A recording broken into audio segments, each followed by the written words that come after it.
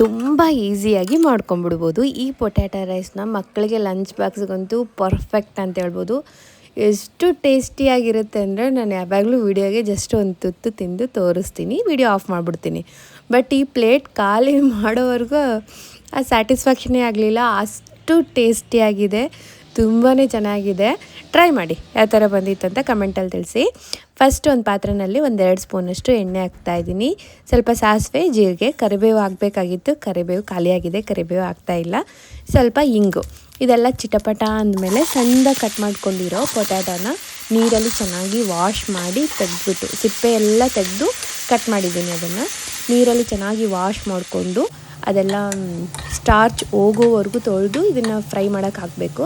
ಈ ಥರ ಕ್ರಿಸ್ಪಿಯಾಗಿ ಫ್ರೈ ಆದಮೇಲೆ ಇದಕ್ಕೆ ಒಂದು ಸ್ವಲ್ಪ ಅರಿಶಿನ, ಖಾರ, ಉಪ್ಪು, ಹೋಮ್ ಮೇಡ್ ಗರಂ ಮಸಾಲ, ಒಂದು ಮ್ಯಾಗಿ ಮಸಾಲ ಇಷ್ಟೇ ಹಾಕ್ತಾಯಿರೋದು, ಇನ್ನೇನು ಹಾಕ್ತಾಯಿಲ್ಲ. ಚೆನ್ನಾಗಿ ಮಿಕ್ಸ್ ಮಾಡಿಬಿಟ್ಟು ನಾವು ಅನ್ನ ಉದ್ರುದ್ರಾಗಿ ಮಾಡಿಟ್ಕೊಂಡಿರಬೇಕು, ಅನ್ನ ಆರಕ್ಕೆ ಬಿಟ್ಬಿಡಬೇಕು.